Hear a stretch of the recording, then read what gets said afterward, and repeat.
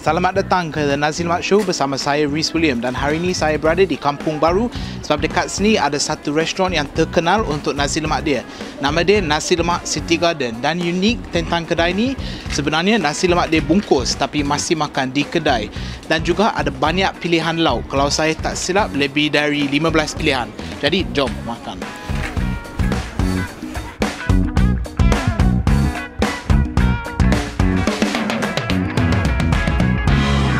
Nama saya Uzaidi Usti, beroperasi di kedai CT Garden daripada 20 tahun yang lepas. Asal-usulnya daripada mak dan dibawa oleh bapa hinggalah arwah bapa meninggal. Apabila tengok permintaan dengan harga yang berbaloi, starting kami dulu adalah 50 sen. Sebenarnya perniagaan ni bukan saya sendirinya, sebenarnya family. Selepas ambil alih daripada bapa, kami dua je lah. Saya dengan adik saya, kami tanak nasi tu.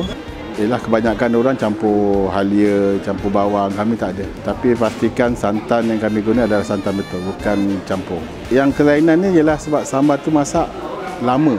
Dia mengambil masa dalam 2 jam untuk masak sambal tu supaya betul-betul semua bahan-bahan yang ada dalam tu semua betul-betul masak. Proses masak tu, satu-satu bahan yang dimasuk tu kita pastikan masak, baru masuk bahan kedua, masak, baru masuk bahan ketiga. Selalunya orang ambil tempe, dia akan potong halus, potong dia goreng, lepas tu sambal dia dibuat asing, lepas tu baru kita goreng dengan sambal sekali.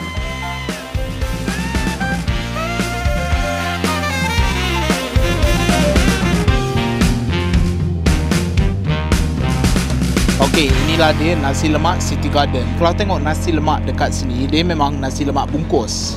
Dan kalau tengok ni, dia bungkus secara asli sebab dia pakai daun pisang dan newspaper. Itulah dia. Sebab dia dah ada daun pisang, dia memang ada aroma daun pisang tu. Jadi nak rasa pula.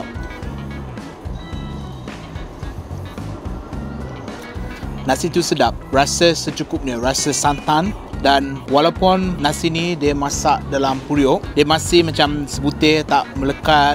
Kalau saya nak bagi dia rating daripada 5, saya rasa dia 4 kot. Dia bukan the best saya pernah makan, tapi dia quite high. Lepas ni nak cuba sambal pula, dan dengan sambal dia agak pekat. Nak rasa.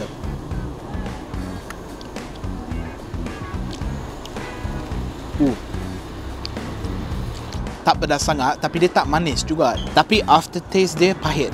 Sebab itu kalau ratingnya, saya rasa saya bagi 3 daripada 5. Kita cakap pasal condiments pula. Dan satu benda saya perasan bila saya buka nasi lemak ni, condiment tu ada telur saja, ada telur suku kot tu, ikan bilis yang ada dalam sambal tu. Dan kalau saya macam kecewa sikit dengan yang tu. Tapi kena tengok, macam sebab dia RM1 saja, tak boleh expect sangat. Kalau ada sikit timun, 1-2 kacang, 1-2 ikan bilis, dah kira okey. Saya rasa saya kena bagi dia 1 je, sebab sebagai orang memang hantu nasi lemak ni, kecewa tak ada. Dekat sini dia memang punya speciality, kekuatan dia lauk, side dish. Sebab ada lebih dari 17 jenis lauk.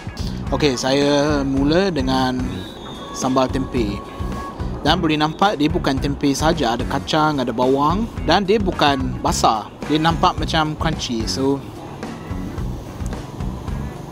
okey, memang ada bau sambal tu, tapi sambal manis, bukan macam sambal dalam nasi lemak ni. Jadi rasa. Waduh, yang tu saya suka. Jadi crunchy, sangat crunchy. Seterusnya sambal paru. Nak beri tengok dia punya paru tu, dia potong besar. Jadi rasa.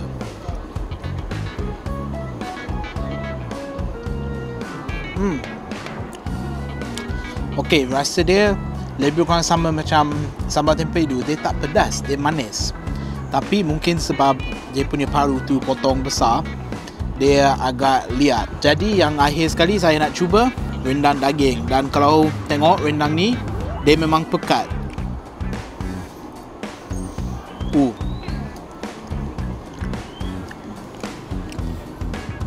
Macam apa? Rendang raya lah tu. Macam mak masak. Tekstur daging dia sangat lembut. Tapi satu benda, dia punya aftertaste tu agak pahit. rasa macam daun 50 tu. Jadi kalau ratingnya, saya rasa 4 daripada 5, memang 4 stars. Puas dengan lauk yang dapat, dengan harga dia juga. Kalau nak cerita pasal harga semua ni, satu bungkus nasi lemak hanya RM1 saja. Dan lauk macam ni, portion pun macam ni, harga dari RM3 ke RM6. Jadi kalau rating harga tu untuk apa saya dapat, saya rasa boleh dapat 5. Sebab memang value for money, especially dia punya lauk, dia punya speciality dekat sini, portion besar. Saya nak kira balik semua dan bagi overall score tu 3.4 daripada 5. Dan saya rasa itu mungkin dia punya kekuatan, dia punya strength, side dish. Tapi nasi lemak tu macam saya cerita tadi, especially dia punya condiments bawa dia turun sikit. Tapi 3.4 tu memang kira above average. Dan kalau datang sini untuk cuba dia punya side dish, memang sedap, recommend.